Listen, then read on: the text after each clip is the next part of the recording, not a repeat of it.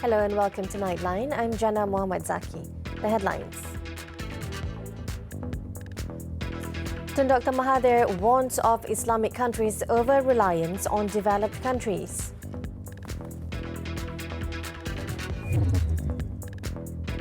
And water rationing on the cards in 6 states.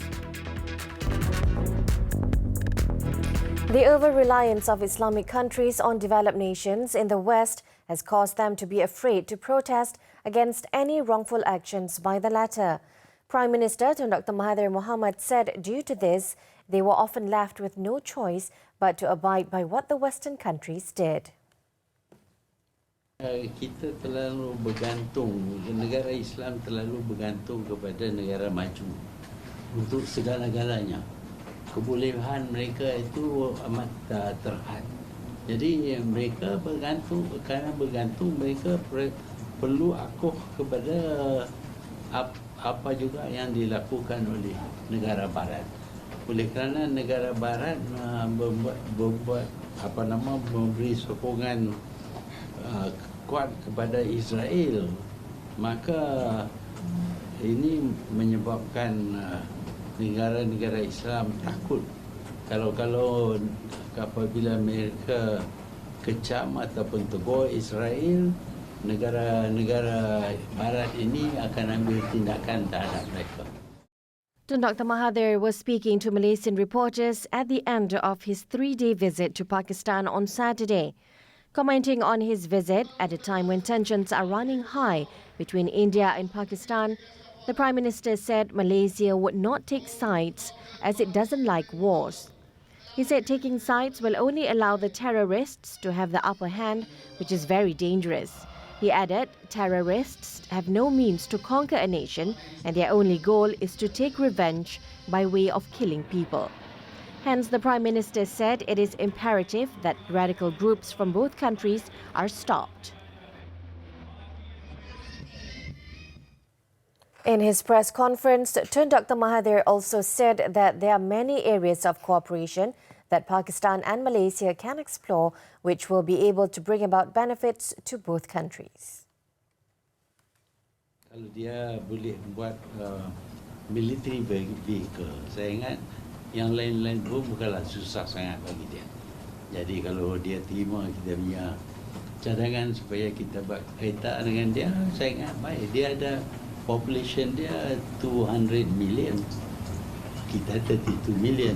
Tapi 32 million kalau kita boleh buat satu kereta, 2 kereta, I think they can do with a lot more. So we can in the field of engineering, research, trade, agriculture, many things we can work with them. We can buy from them and we can sell to them.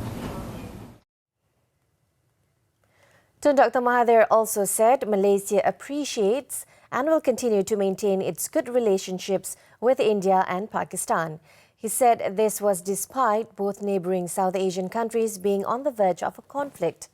Tun Dr. Mahathir said by taking such a stand, it also illustrated indirectly that his 3-day official visit to Pakistan did not mean that Malaysia had chosen its side. We cannot side with anyone. I think this allowing terrorists to have the upper hand is very dangerous.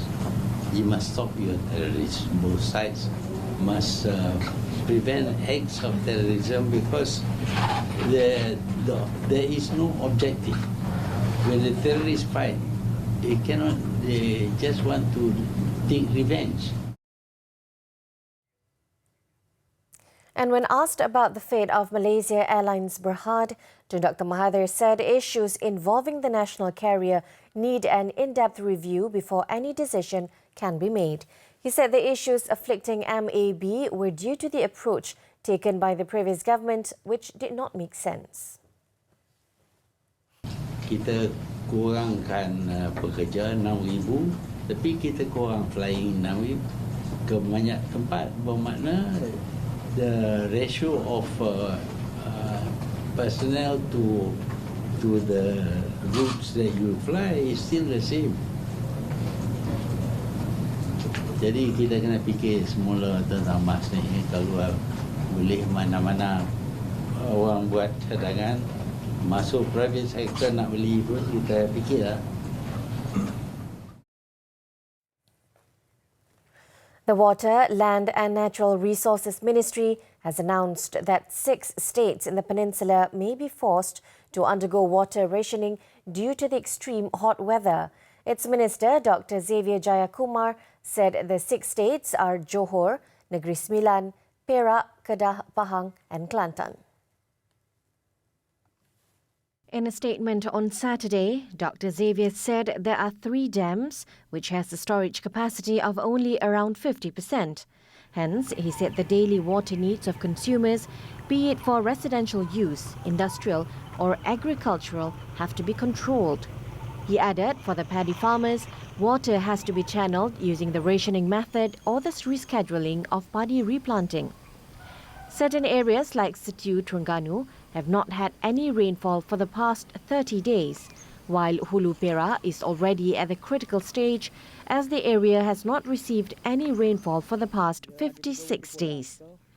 Other critical areas which have also only received less than 25% of the average annual rainfall include Rembau and Tampin in Negeri Sembilan and Rompin in Pahang.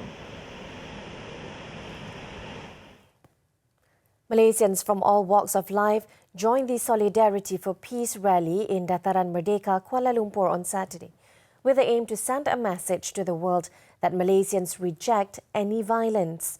The gathering was held following the mass shooting tragedy at 2 mosques in Christchurch, New Zealand on March 15th, which left 50 Muslims dead and dozens more injured. The rally, organised by the Prime Minister's Department, Islamic Religious Affairs Division and the Committee to Promote Inter-Religious Understanding and Harmony with cooperation from the civil society organisation, saw thousands of Malaysians, irrespective of race or religion, attired in white. They gathered for the rally in front of the Sogo shopping complex by 7:45 a.m. before marching to Dataran Merdeka nearby. Also joining the rally was an aunt of Muhammad Haziq Muhammad Tarmizi, the Malaysian 17-year-old who was among 50 Muslims killed after the terrorist went on a shooting spree at 2 mosques in Christchurch. The crowd, led by ministers in the Prime Minister's Department, Datuk Seri Dr. Mujahid Yusof Rawal and P. Wedamurti, held banners and chanted slogans rejecting extremism. Datuk Seri Dr. Mujahid also read out the 5 thrusts in the 2019 KL Peace Declaration, saying violent acts should not be associated with any religion or ethnicity because violence has no religion, nor is it bound to any ethnicity. During the rally, New Zealand's High Commissioner to Malaysia, Hunter Nottage, expressed his gratitude for the sympathies and support from Malaysians over the terror attack at the 2 mosques. Nottage also conveyed the condolences from New Zealanders to Malaysians over the death of Muhammad Haziq Muhammad Tarmizi, who was killed in the attack. It was, like right now for us, very moving. We watched it live at the High Commission. There were more tears. Sadly, the victims include Malaysians. Our thoughts are very much with you, your families, some of which are here, your communities. In our Prime Minister's words, they are us. And when any part of the body suffers, the whole body feels pain. We are so sorry. Nottage added that the nationwide gathering on Saturday were a reflection of togetherness and respect.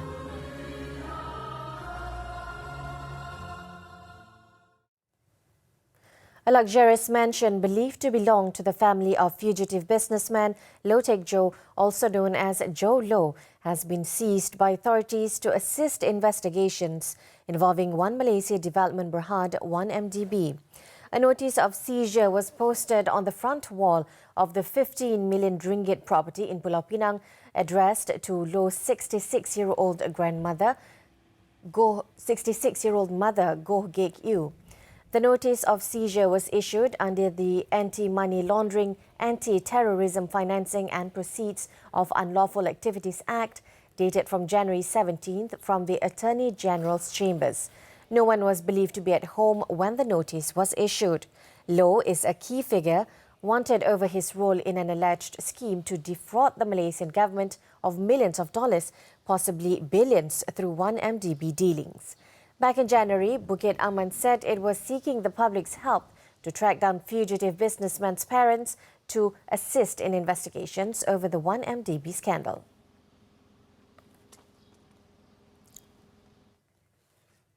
The Malaysian Anti-Corruption Commission, MACC, does not rule out the possibility of calling in past President Datuk Seri Abdul Hadi Awang to record his statement over the 1.4 million ringgit payment made to Sarawak Report editor Claire Rucastle-Brown.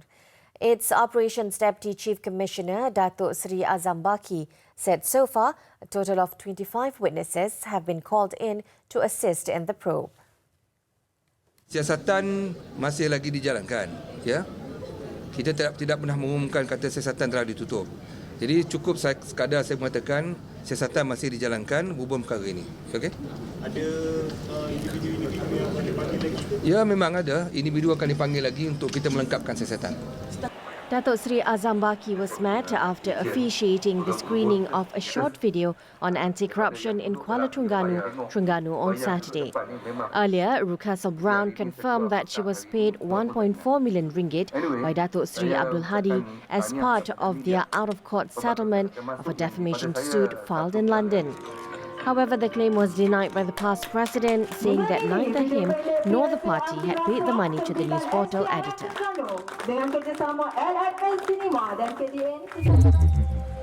A woman believed to be involved in an accident with an express bus on the Plaza Highway late Friday has been remanded for 4 days. The crash claimed the life of one passenger and left 5 others injured. Taiping Police Chief ACP Osman Mamat said the woman was driving a Proton Iswara when she hit the bus, causing it to lose control before skidding and falling into a ravine. The case is being investigated under the Road Transport Act for causing death by reckless driving. Meanwhile, 8 suspects allegedly involved in the chemical waste pollution in Sungai Kim Kim, Pasir Gudang, had their remand order extended on Saturday. Johor Police Chief Datuk Muhammad Khalil Kadir Muhammad said the application for an extension of remand order was necessary for police to complete their investigations. Police are expected to hold a press conference on the probe on Sunday. A total of 114 Chinese nationals were arrested after they were suspected of being involved in an online gambling racket involving millions of ringgit in bets a day during a raid in Kuala Lumpur. They comprised 93 men and 21 women aged between 20 and 55. ACP Hamzah Bunman, who led the 3-hour operation carried out at an upscale condominium in Jalan Ampang, said all those arrested had entered the country on social visit passes. Some 44,000 ringgit as well as 232 mobile phones and 63 computers were seized during the raid.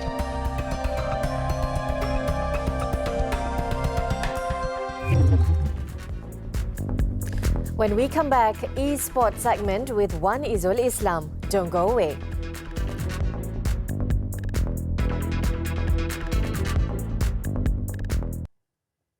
Hello again. Local esports team M8 Hexa have recently confirmed their spot at the Arena of Valor World Cup, scheduled to take place later this year in Vietnam. They will battle 16 other teams from across the world for a chance to bring glory to Malaysia and win a share of the $500,000 prize pool. Wan Izul Islam meets up with the team to find out more.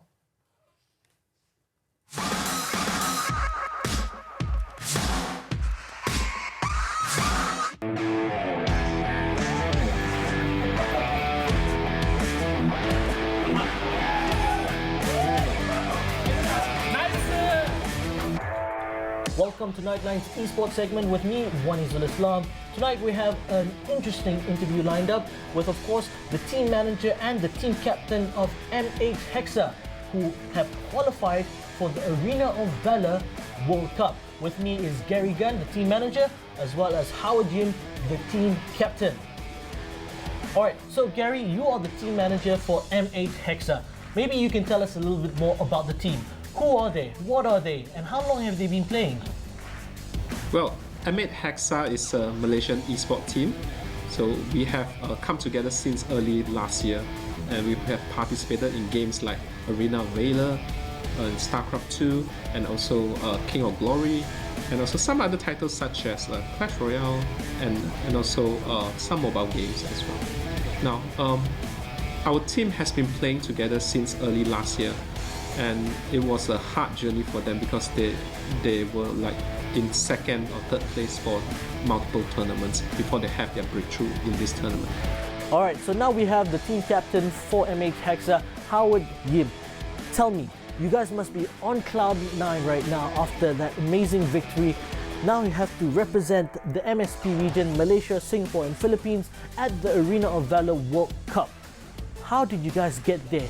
On March 9, we managed to beat Team Ikan Masin from Terengganu 3-1, and we will represent Malaysia to ESL Clash of Nations 2019 in Jakarta next 2 weeks. And this allowed us to qualify to the Arena of Valor World Cup qualifier, and in the grand final we managed to beat Team Liak from Philippines 3-2, and we will represent MSP region to the Arena of Valor World Cup 2019. Fantastic guys, awesome. The Arena of Valor World Cup, definitely a prestigious tournament indeed that you guys will be participating in. So how is your preparation for this tournament? At this moment, we are working on the team logistics and also for team sponsor. Just trying to sort out all the details before the year comes to a busy schedule. Now, also take note, like ESM just announced that we are going to have Arena of Valor SEA Games happening in Manila at the year end. So we also hope to bring that title back to Malaysia. On the player side, we spend 4 hours per day, almost every day, to practice the game, and also we will spend 2 hours a day to study our opponent replay, to learn their strategy, and we will do our best in the Arena of Valor World Cup. Guys, wishing you the best of luck for the Arena of Valor World Cup. Hopefully you guys go to Vietnam and get that trophy for Malaysia. That's all the time, unfortunately, that we have tonight for the esports segment. With me, Wan Izul Islam. Hope to see you guys again sometime soon. This is Team MH Hexa, the team captain Howard Jim, as well as the team manager Gary Gunn.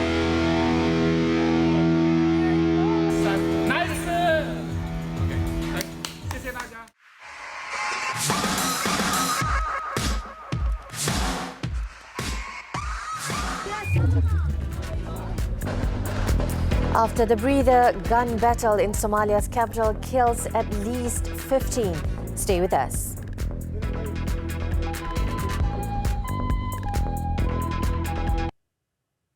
Nightline continues. Pakistan on Saturday celebrated Pakistan Day. The event was made special with the presence of Prime Minister Tun Dr. Mahathir Mohamad, who was on a 3-day official visit to the country as the guest of honour at the Grand Military Parade in Islamabad. Hafiz Adnan and cameraman Amudan Anamudan reports. Pakistan Day commemorates the Lahore Resolution made in March 1940 that eventually led to the creation of Pakistan as a country. Tun Dr. Mahathir was invited as a guest of honour at the event due to his close friendship with the country. Upon arrival at the Shaka Parian Parade Ground at about 9 a.m, the Premier was received by his Pakistani counterpart, Imran Khan. The event started with the arrival of Pakistan's President Dr. Arif Alvi.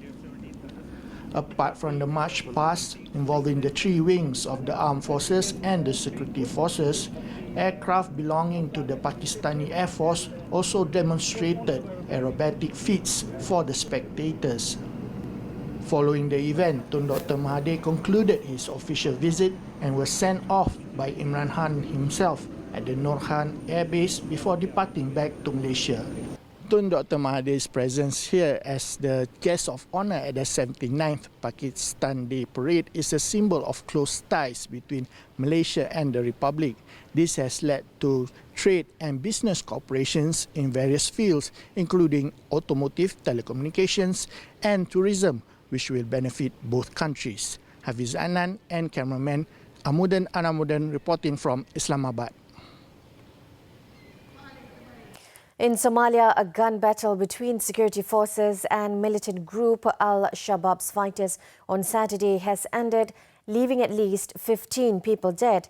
Fighting broke out at a government building after Al-Shabaab militants detonated a car bomb in the heart of the capital, Mogadishu.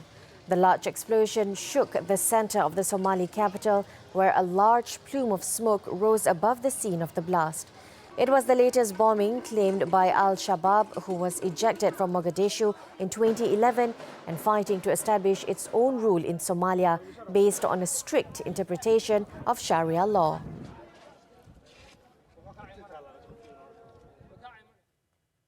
Thailand counts down to its general election as officials begin preparation work on Saturday ahead of its election, which is set on Sunday, March 24th. Voters in Thailand will choose their next government, as this will also be the country's first election since 2011 after 5 years of living under military rule. According to local election commissioner, the country is now ready for the election.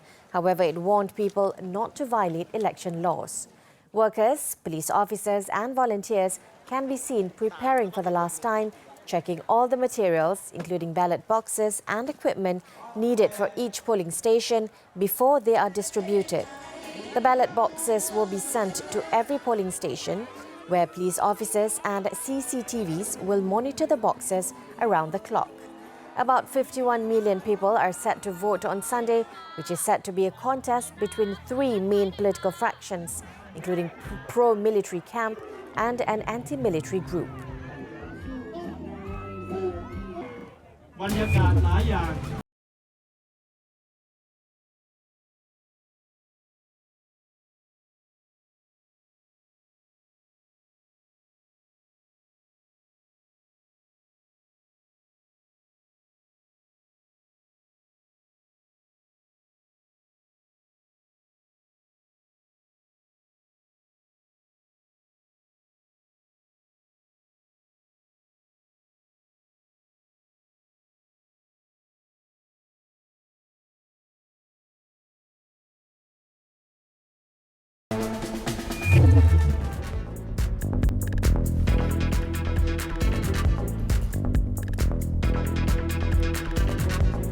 When we return, Day 3 of the Maybank Golf Championship. Stay with us.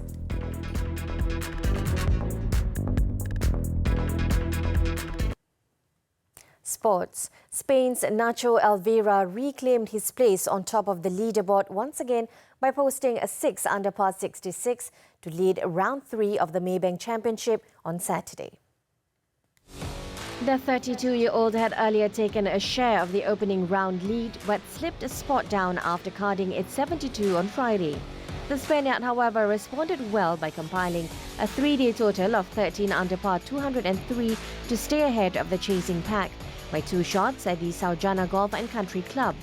Elvira, who turned pro in 2011 and have won 4 professional titles thus far, noted that he would be glad if he could win the competition but would not want to put pressure on him. Meanwhile, American David Lipsky, who finished second at the Maybank Championship in 2017, made his move by signing for a 67 to take second place. 3 golfers shared third place with identical 3-day total of 206. They are Germany's Maximilian Kiefer, Thailand's Jess Janatawatanon and Australia's Scott Hand. Malaysia's Nicholas Fung is currently in joint 13th place, while Gavin Kyle Green shared 30th place. On to football. Oman won the Air Marine Cup football tournament Saturday night after defeating Singapore 5-4 in penalty shootout. Earlier on Saturday, Malaysia beat higher-ranked Afghanistan 2-1 in the 3rd and 4th placing match. In the first half, Afghanistan, who is ranked 147th in the world, drew first blood in the 31st minute through midfielder Faisal Sayeste, who curled in a sweet left-foot shot to beat goalkeeper Khairul Fahmi Chikmat. 12 minutes later, Harimau Malaya, ranked 167th in the FIFA rankings, equalised through debutant Faiz Nasir, who also showed that he had a mean left foot by thumping in a shot from outside the box. In the second half, Malaysia had better possession and chances, but the players weren't clinical enough up front. In the 83rd minute, Matthew Davies' cross was bundled by Afghanistan's Abbasin Alikil to give Malaysia a 2-1 lead. Malaysia's winning goal was an own goal as Harimau Malaya atoned to their disappointing 1-0 defeat against Singapore on Wednesday. The scoreline stayed 2-1 as Malaysia finished third in the inaugural Amarine Cup.